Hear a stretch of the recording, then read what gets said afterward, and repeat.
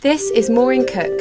Although she is quite a well-known figure in Northampton, most people probably don't know what for. To some, she might just look like a little old lady with a keyboard. You're known locally. People call you Cat Lady. Yes, right. What do you think about that? Do you like that? Do you like that title or? It's better than Cat Woman. Have you got magical powers? I wish I had.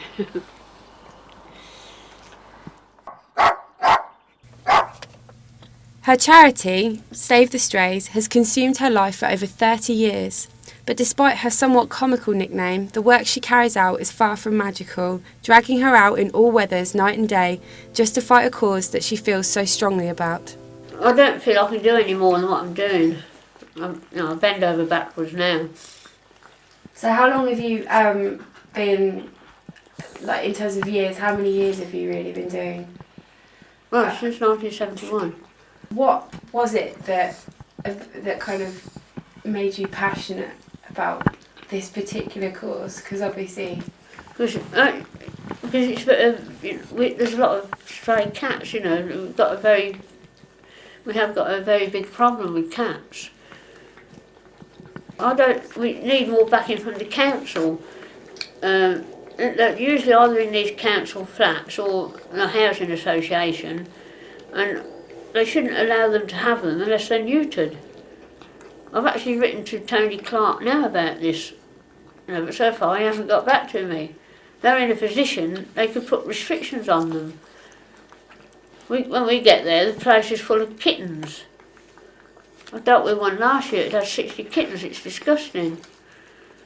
Do you think they see it as a serious problem, or do you think they kind of... No, they don't care, do they? Eccentric she may be, even her garden is enclosed in a cage-like structure just to keep the neighbours happy. But for the most part, Maureen lives her life alone, dedicating her time to a cause that she is clearly passionate about. So do you have any family locally? Or? No, not now, no. Were you ever married? No, too wise. I wanted to know more about her work in spaying cats, so I asked her to show me some of the records that she's so religiously kept over the years. Well, this is going back to 1980. And is that the records that you kept? It's the same as what I'm doing now, yes. And so what are the details that you write down there? The names and addresses, what money's handed in, the date they went in, the vet. And they're all done by hand, by you? Yeah, I did that, yeah. Mm. And so how many records do you think you've actually got? Well, you've seen loads of them, there's piles of them. Piles of them? Mm. And they date back how many years? About 30 years. I've been doing it 37 years. I did it for about 10 years on my own with before I joined up with the RSPCA. But I do most of this on my own now, this work, as you know. So what do the RSPCA do to help you with? Now they just send me a few vouchers. And what are those vouchers for? For the feral cats. To get them neutered? Yeah. The sheer volume of records showed me that Maureen is solely responsible for the neutering of literally thousands of cats. In her eyes, it is by far the most important and complex aspect of her work. I met Maureen at the vet's where she was collecting feral cats that had just been spayed. One of her very few helpers, Anne Stacey, was also there. Been a reader of the Chronicle and Echo for years, and her good work's always been in the paper. And I just got a bit of spare time, and I thought, well, I'd like to help what I think of as being a worthy cause. And she's hard to get on with at times, but her heart's in the right place. I just prefer animals. Yeah, she's not a people person, but as long as you know how to play her right, you're all right.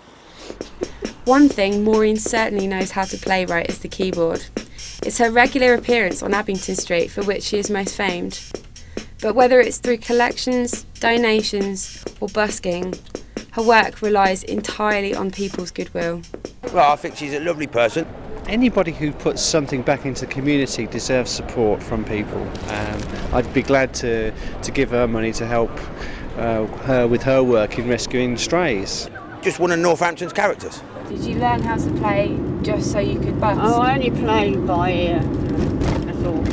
Just knock a tune out of it, but I get away with it. Can't play, can't string a tune together, but yeah, I see her quite often.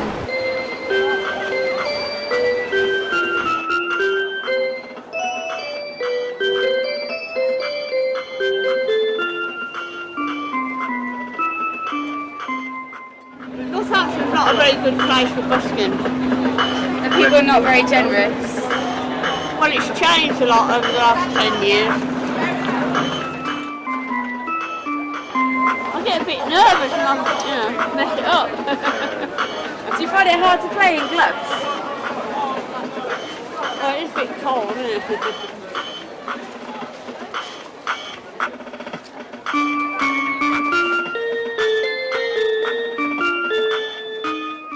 I was beginning to realise just how much work Maureen does, and with so little help. 37 years without a holiday. Maybe she does have magical powers after all. Our next port of call was to take the money she'd raised in the last few weeks to buy cat food. A major part of Maureen's work is feeding stray cats all over the county. Trivial though it sounds, we were soon to realise the sheer scale of both Maureen's work and dedication, and indeed the problem at hand. After an hour in Collins Pet Foods, the trolleys were piled up with premium quality cat food. There really was no expense spared where these cats were concerned. So how much did that come to in total? Nearly £200. £200? Wow, and is that like the sort of price that you normally spend?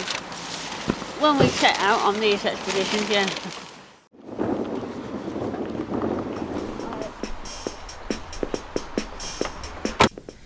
And an expedition it certainly was. Driving round for over 4 hours on a Friday afternoon to the most far-reaching corners of Northampton delivering cat food. Not my idea of fun. Far Cotton, Sewilong, Kingsthorpe, Lumbertubs, Lings. There was no stopping this woman. But I began to notice a running theme in our destinations. So they are all pretty deprived areas that you go to? Yeah.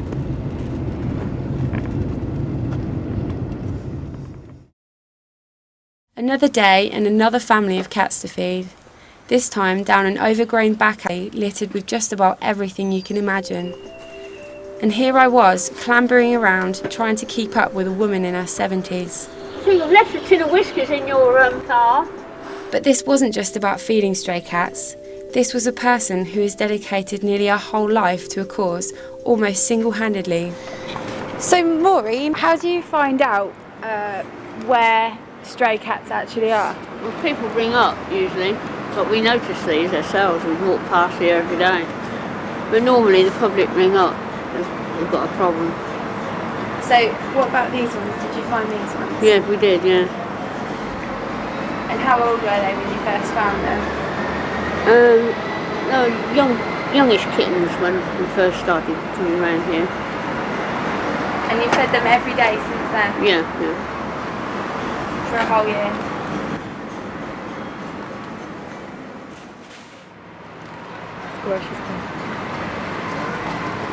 You can't see the mother. Where have you just been? To look for the mother cat. So you can't find the mother cat? No, I can't. I don't know where they go. It was a privilege spending so much time with Maureen, as it opened my eyes and mind to a lot of things. Most obviously, the fact that so many problems go unnoticed by the majority of people, and the few that set out to solve the problems often go unnoticed too. Here is a remarkable woman known to many Northamptonians as the Cat Lady. So next time you walk down Abington Street and hear the familiar sound of her music, maybe you should think twice and consider sparing a little change, because this world needs people like her. Do you have anyone that would take your work over from you at any point? It's nice to think there is, but I don't really. They'd have to look for another organisation, I think. Yeah. I don't think they've got that sort of dedication.